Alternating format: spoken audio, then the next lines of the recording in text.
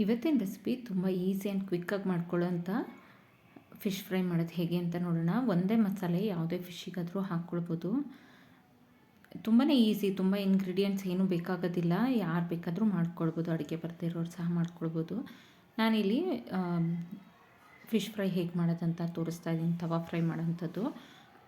ಇದಕ್ಕೆ ಬೇಕಾಗಿರೋ ಇಂಗ್ರೀಡಿಯೆಂಟ್ಸ್ನ ನೋಡ್ಕೊಳ್ಳೋಣ. ಈಗ ನಾನಿಲ್ಲಿ 2 ಥರ ಫಿಶ್ ತೊಗೊಂಡಿದ್ದೀನಿ. ಒಂದು ಬಂಗುಡೆ ಮತ್ತು ಅಂಚಲು, 2 ಸ್ಲೈಸ್ ತೊಗೊಂಡಿದ್ದೀನಿ ನಾನು.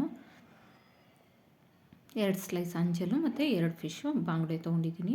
ಇದಕ್ಕೀಗ ನಾವು ಮ್ಯಾರಿನೇಟ್ ಮಾಡೋದಕ್ಕೆ ಮಸಾಲೆ ರುಬ್ಕೊಳ್ಳೋಣ. ಯಾವುದೇ ಹೊರಗಡೆ ಪೌಡರ್ನ ಬಳಸ್ತೇನೆ ಮನೇಲೇ ಮಸಾಲೆ ಈಸಿಯಾಗಿ ಮಾಡ್ಕೊಳ್ಬೋದು.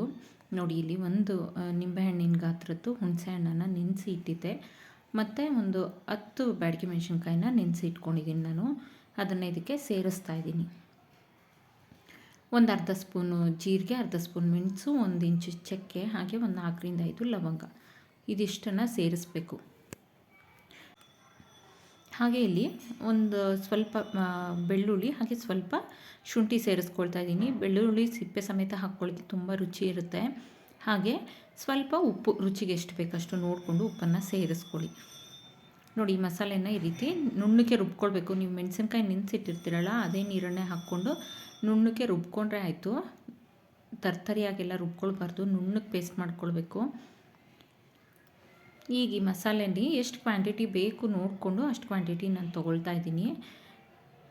ನಾನು 2 ಅಂಜಲ್ ಫಿಶ್ಶಿಗೆ ಆಗೋ ರೀತಿ ತೊಗೊಂಡಿದ್ದೀನಿ.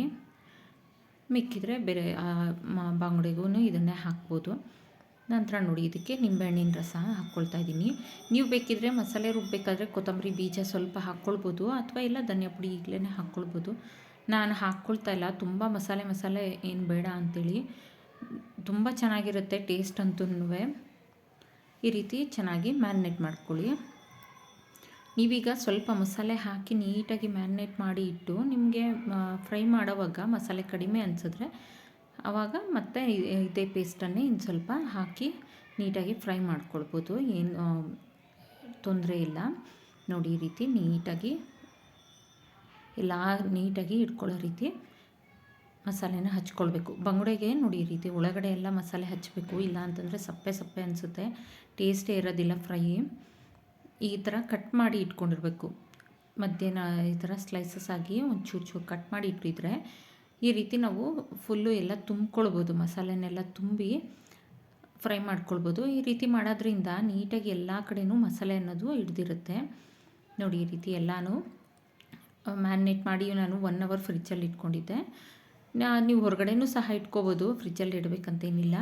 ನಂತರ ಒಂದು ಪ್ಯಾನಿಗೆ 2ರಿಂದ 3 ಸ್ಪೂನ್ ಎಣ್ಣೆ ಸಾಕಾಗುತ್ತೆ. ತುಂಬ ಎಣ್ಣೆ ಏನು ಬೇಕಾಗೋದಿಲ್ಲ, ಸ್ವಲ್ಪ ಎಣ್ಣೆ ಸಾಕಾಗುತ್ತೆ. 2ರಿಂದ 3 ಸ್ಪೂನ್ ಎಣ್ಣೆ ಹಾಕ್ಕೊಂಡು ನಾನಿಲ್ಲಿ ಬಂಗುಡೆಯನ್ನು ಫ್ರೈ ಮಾಡ್ಕೊಳ್ತಾ ಇದ್ದೀನಿ. ನೋಡಿ, ಮತ್ತೆ ಮೇಲೆ ಸ್ವಲ್ಪ ಅದೇ ಪ್ಲೇಟಲ್ಲಿ ಏನು ಮಸಾಲೆ ಇರುತ್ತಲ್ಲ ಅದನ್ನು ಹಚ್ಕೊಳ್ತಾ ಇದ್ದೀನಿ ನಾನು. ಚೆನ್ನಾಗಿ ಈ ರೀತಿ ಕೋಟ್ ಮಾಡಿಕೊಂಡು ನೀವು ಇದನ್ನು ಫ್ರೈ ಮಾಡ್ಕೊಳ್ಬೋದು. ರವಾ ಫ್ರೈ ಇಷ್ಟಪಡೋರು ಈ ಟೈಮಲ್ಲಿ ಇದನ್ನೇ ಸಣ್ಣ ರವೆ ಬರುತ್ತಲ್ಲ, ಚಿರೋಟಿ ರವೆ, ಅದ್ರ ಮೇಲೆ ಸ್ವಲ್ಪ ನೀಟಾಗಿ ಅಂಟ್ಕೊಳ್ಳೋ ರೀತಿ ಎಲ್ಲನೂ ರವೆನ ಹಾಕ್ಕೊಂಡು ಮತ್ತೆ ಈ ರೀತಿ ಫ್ರೈ ಮಾಡ್ಕೊಳ್ಬೋದು. ತುಂಬಾ ಈಸಿಯಾಗಿ ಆಗಿಬಿಡುತ್ತೆ. ಏನು ತುಂಬ ಇಂಗ್ರೀಡಿಯೆಂಟ್ಸ್ ಬೇಕು ಅಂತ ಏನಿಲ್ಲ, ಮನೇಲಿರೋಂಥ ಇಂಗ್ರೀಡಿಯೆಂಟ್ಸಲ್ಲೇ ಒಳ್ಳೆ ಟೇಸ್ಟಿ ಆದಂಥ ಫಿಶ್ ಫ್ರೈ ಮಾಡ್ಕೊಳ್ಬೋದು. ನೋಡಿ, ಈ ರೀತಿ ಎಲ್ಲನೂ ಮಸಾಲೆ ಹಚ್ಕೊಳ್ಬೇಕು. ಚೆನ್ನಾಗಿ ಹಚ್ಕೊಂಡು ನೀಟಾಗಿ ಎರಡೂ ಕಡೆ ಬೇಯಿಸ್ಕೊಂಡ್ರೆ ಆಯಿತು. ನಾನಿಲ್ಲಿ ಒಂದು 5 ನಿಮಿಷ ಬೇಯಿಸ್ಕೊಂಡಿದ್ದೀನಿ ಎರಡೂ ಕಡೆನೂ.